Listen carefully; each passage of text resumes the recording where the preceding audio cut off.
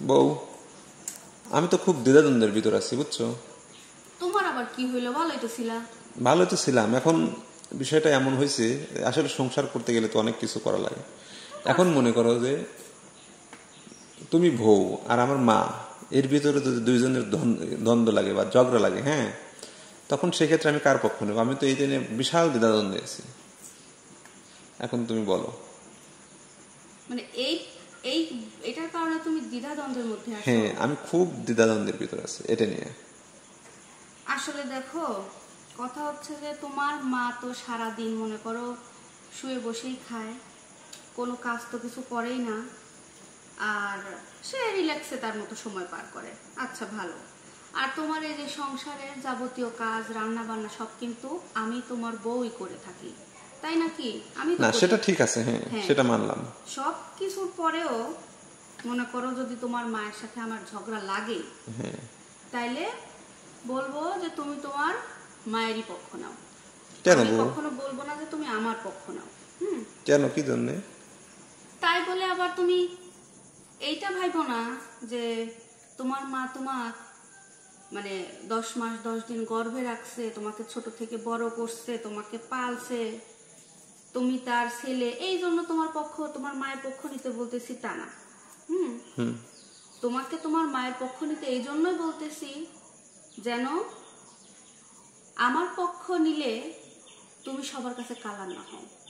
কারণ কি জানো, তুমি যদি তোমার পরিবারের মা বাবা ভাই বোন সবার বাইরে এসে শুধু তোমার বউয়ের পক্ষ নাও, তুমি তোমার পরিবারের প্রত্যেকটা মানুষের কাছে একবারে কালার হয়ে যাবা। বুঝছো বিষয়টা? কি বুঝলা? ভুল বললাম কি? না, খুব সুন্দর বউ, তোমার মাথায় এত বুদ্ধি।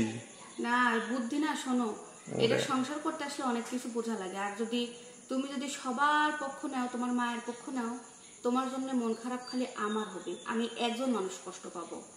ওরে আল্লাহ, এত বুদ্ধি তোমার, মাশাআল্লাহ মাশাআল্লাহ। এটা আসলে বুদ্ধি কি, সংসারে আসলে অনেক কিছুই আসলে স্যাক্রিফাইস করতে হয়, অনেক কিছুই মেনেই চলতে হয়, এইটাই হচ্ছে বড় কথা।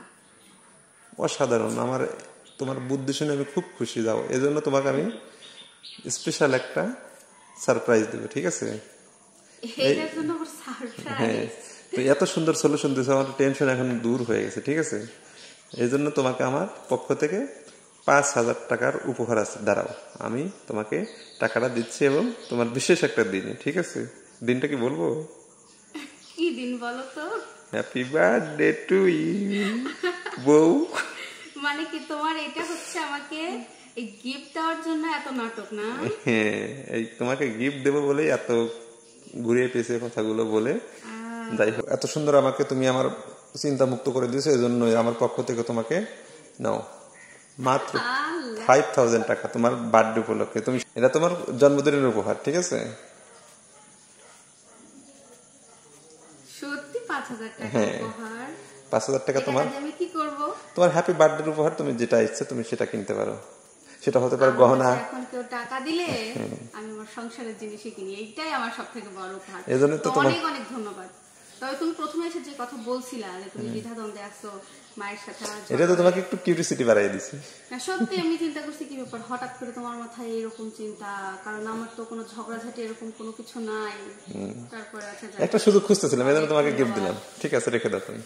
ঠিক আছে, ওকে।